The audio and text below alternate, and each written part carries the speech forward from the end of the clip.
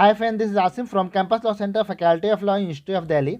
Today I would like to discuss landmark case of professional ethics which is mentioned in our case mat.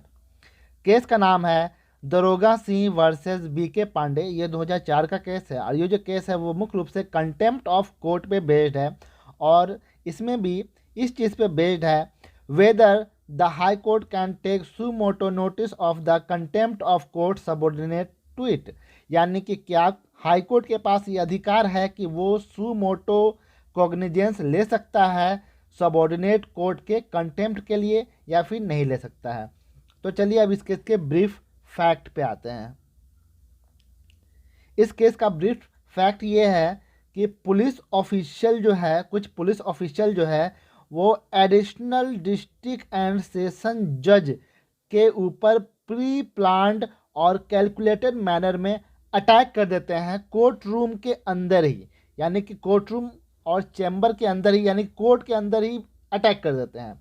जब वो attack कर देते हैं तो attack करने का मेन रीज़न ये रहता है कि जज जो है वो पुलिस ऑफिसर के मन मुताबिक ऑर्डर पास नहीं कर रहा था जो वो चाहते थे, यानी कि पुलिस ऑफिसर जो चाहते थे वैसा जजमेंट नहीं दे रहे थे एडिशनल डिस्ट्रिक्ट एंड सेशन जज। तो इसी बात से खुन्नस आकर के उस पर कोर्ट रूम में ही अटैक कर दिया गया। जब इस बात की जानकारी हाई कोर्ट को लगी तो हाई कोर्ट जो है वो सुमोटो कॉग्निजेंस ले लिया और कंटेम्प्ट ऑफ कोर्ट जो है इनिशिएट कर दिया गया। और कंटेम्प्ट ऑफ कोर्ट इनिशिएट करने के साथ ही साथ आईपीसी के वेरियस सेक्शंस के तहत क्रिमिनल केस भी इम्पोज कर दिया गया। तो जो पुलिस ऑफिसर्स थे वो सुप्रीम कोर्ट अप्रोच किए।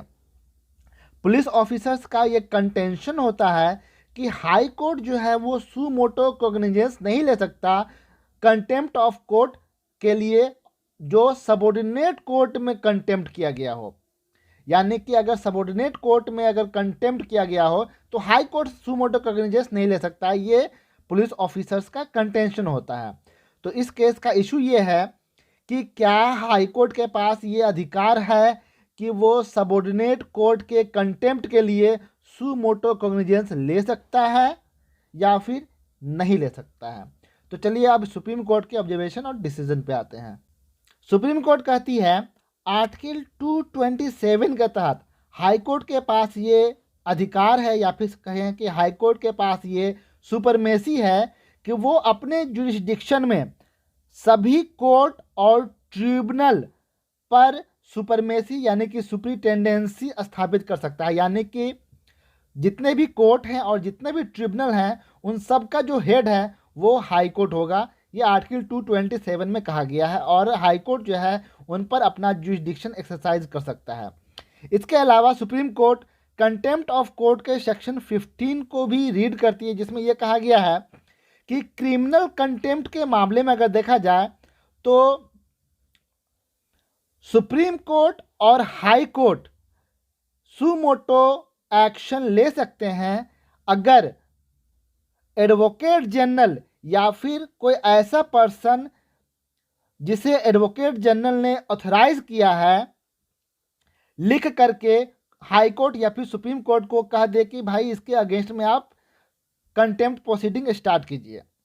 अब प्रेजेंट केस में अगर देखा जाए तो सुप्रीम कोर्ट आगे कहती है कि जब केस हाई कोर्ट में केस की हियरिंग हो रही थी तो एडवोकेट जनरल जो थे वो प्रेजेंट थे और एडवोकेट जनरल के हिसाब से अगर देखा जाए तो प्राइमा फेसियाई ये मामला बनता है कंटेम्प्ट ऑफ कोर्ट का, क्योंकि एडवोकेट जनरल का कंसेंट प्रेजेंट केस में है।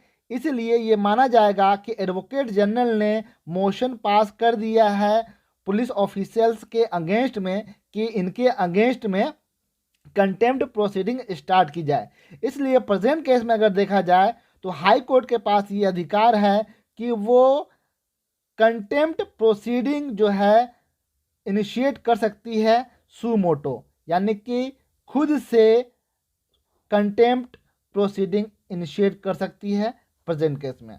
तो इस केस के फैक्ट, इशू और जजमेंट यही है। आई होप कि आपको वीडियो इन्फॉर्मेटिव लगा होगा। अगर वीडियो पसंद आए तो प्लीज़ लाइक करें, शेयर करें, सब्सक्राइब करें मेरे चैनल को।